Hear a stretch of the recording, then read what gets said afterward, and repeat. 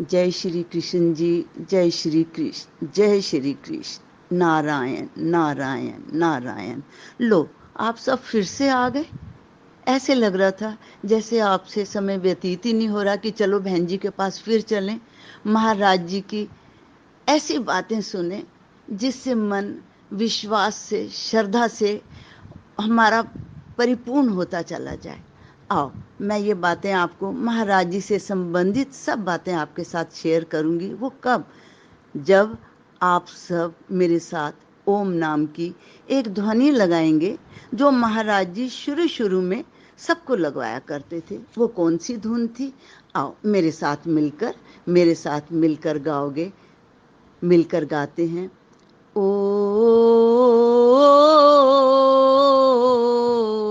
ओम ही ओम ही ओम ही ओम।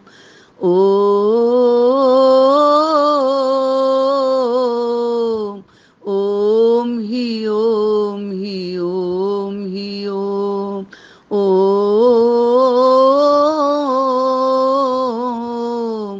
ओम ही ओम ही ओम ही ओम। बहुत अच्छा, आपने मेरे साथ मिलकर ओम नाम की ध्वनि लगाई जो महाराज जी की एक याद दिलाती है। वो महाराज जी जो प्रातः वंदनीय, प्रातः स्मरणीय, प्रातः वंदनीय, प्रातः स्मरणीय ही क्यों, पल पल वंदनीय, पल पल स्मरणीय, हर पल हमारे साथ।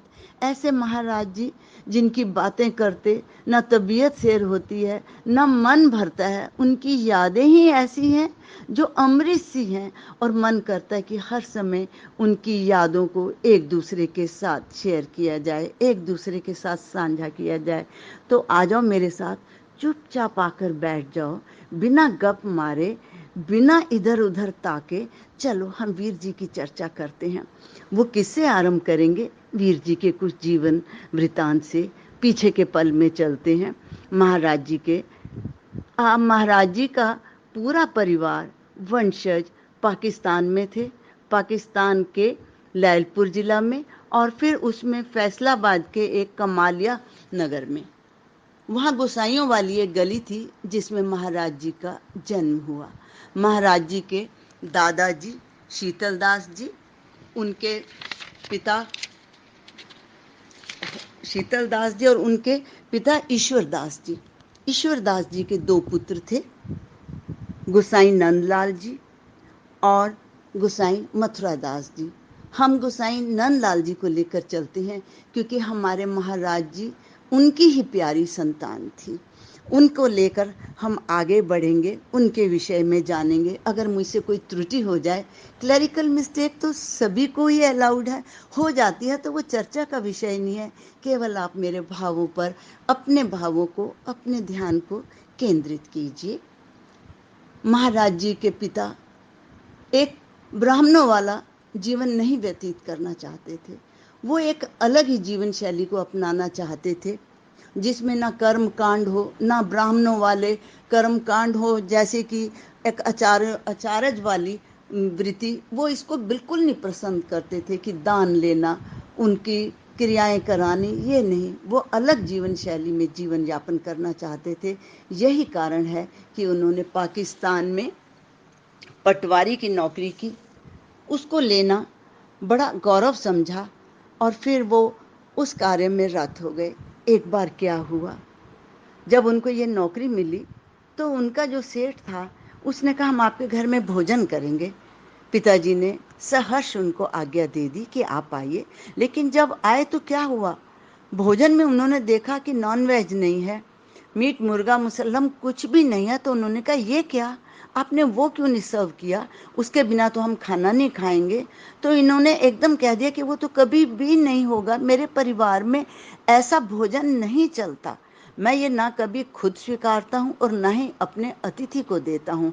और जब उन्होंने आनाकानी की उनके अफसर ने, तो इन्होंने रिजाइन लिख कर दे दिया कि मैं आपकी नौकरी से इस्तीफा देता हूँ। मुझे ये वाली बात कदाचित भी ग्राह्य नहीं होगी कि आप मुझसे इस प्रकार की आशा करेंगे। इन्होंने त्याग पत्र दे दिया। लेकिन वो अफसर इनको बार बार कहता रहा कि आप दोबारा आ जाइए, दोबारा आ जाइए, पुनः अपनी नौकरी को आप स्वीकार कीजिए, पर नहीं, इन्होंने मना कर दिया। इसके पश्चात इन्होंने दाएं बाएं फिर एक नौकरी इनको मिल गई जंगलात में। जंगलात में इनका क्या काम था? जंगलों को साफ कराना और फिर उस स्थान को रहने योग्य बनाना, जिसमें उन्हें बहुत अच्छी धनराशि मिल जाती थी और ये संतुष्ट भी थे। कोई फालतू का खर्चा नहीं था, फालतू की इच्छाएं नहीं थी, क्योंकि एक धर्म को मानने वाले, प्रभु में आस्था रखने वाले, ऐसा उनका जीवन था। ऐसे हमारे गोसाई जी थे, महाराज जी के पिताजी, पूजनीय पिताजी। तो जिन्होंने एक ऐसे पुत्र को जन्म दिया, तो क्या वो छोटी मोटी हस्ती होंगे? वो बहुत बड़ी हस्ती थे। आइए अब इनके घर में चलते हैं। पाकिस्तान के बाद ये अंबाला में आ गए, अंबाला में रहने लगे। महाराज जी, उनके पिताजी, उनकी माता जी, जिनको भाभी जी कहते थे, और एक उनकी दादी जी, और 2 बहनें भी रहती थी इस घर में। शायद बाकी का विवाह पाकिस्तान में ही हो गया होगा। लंबी ऊंची, एक बहुत अच्छे व्यक्तित्व वाली दादी, जो कि घर में धर्म की साकार मूर्ति थी। नित्य प्रति उठना, प्रातःकाल ध्यान करना, भजन करना, और फिर 1.5 से 2 घंटे तक लगातार सीधे ध्यान में बैठना, ये उनकी खास बात थी। और पिताजी के घर में भी एक बहुत बड़ा अनुशासन था कि उनके बच्चे प्रातःकाल उठेंगे, उठकर स्नान आदि से निवृत्त होंगे, तत्पश्चात ध्यान में बैठेंगे, श्री गीता जी के श्लोकों का उच्चारण करेंगे, रामायण की चौपाइयों को याद करेंगे, और फिर एक दूसरे को, पिताजी को सुनाएंगे। अगर ऐसा नियम कोई बच्चा ना करता तो उसे भोजन ना देते। ऐसा उन्होंने एक नियम बना रखा था कि जो ये सब क्रियाकलाप कर लेगा उसे ही भोजन दिया जाएगा, अन्यथा वो व्रत रखेगा। जहाँ पर इतना अनुशासन हो, एक अनुशासन और कि जो चीज़ जहाँ से उठाई है वो उसी स्थान पर मिलनी चाहिए। मेरी बहनों, हर चीज़ को, चाहे वो ताले की चाबी होती, चाहे मोमबत्ती होती, चाहे माचिस होती, क्योंकि उस समय उनके घर में लाइट नहीं थी, तो ये एक उचित स्थान पर हो, और चाहे अंधेरे में वो हाथ लगाएं तो ये चीज़ें बड़ी आसानी से किसी के हाथ में आ जाएं। और अगर कोई इसमें थोड़ी सी भी गलती करता तो इसके लिए वो सजा का पात्र होता। ऐसा नियम, ऐसा अनुशासन जिस घर में हो, तो वहाँ क्यों ना अच्छी अच्छी संतान, एक अनुशासन पूर्ण संतान कैसे आगे ना बढ़े, कैसे अपने पिता को, अपने परिवार को और अपने नाम को रोशन करे। ये तो उनका छोटा सा जीवन का वृतांत सुनाती हूँ, मैंने सुनाया आपको। और इसके बाद देखिए, वीर जी का एक बार मुझे किसी ने बताया, शायद बहन जी ही होंगी, कि देख दादी जी कितने ध्यान लगा रही हैं, ऊपर सीधा बैठी हुई है। मैं चुपके से सीढ़ी चढ़कर धीरे धीरे ऊपर गई, देखा एक माँ एकदम सीधी, मुंह भी ढका हुआ था सफेद चुन्नी से, सीधी पालथी लगाकर, जैसे कोई प्रतिमा हो, ऐसे बैठी हुई थी और ध्यान मग्न। थोड़ी देर देखा, समझ नहीं आया, पर सिर्फ ये समझ आया कि इसको ध्यान कहते हैं। जिस स्थिति में हमारी दादी माँ बैठी हुई थी, और फिर चुपके से, बिना शोर किए, बिना आहट किए, मैं धीरे धीरे धीरे नीचे आ गई। और मुझे ये पता लगा कि ध्यान ऐसे लगाया जाता है, जहाँ पर ना कोई शोर हो, ना गुल हो, और ना ही कोई सनसनाहट हो।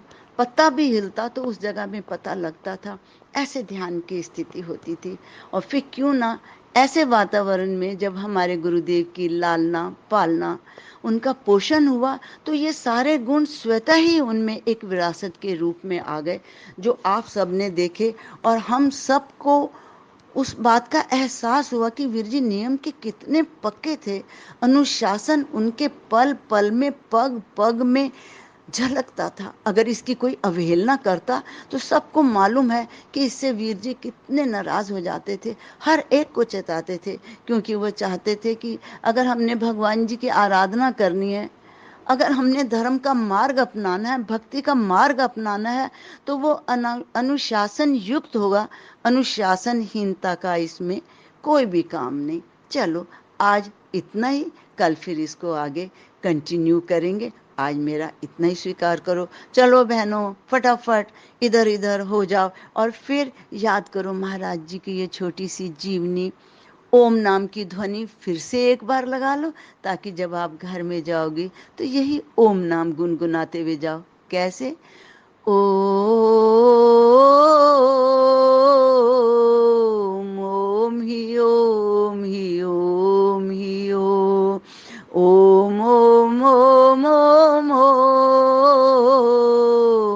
ओम ही ओम ही ओम ही ओम, ओम ही ओम ही ओम ही ओम, ओम,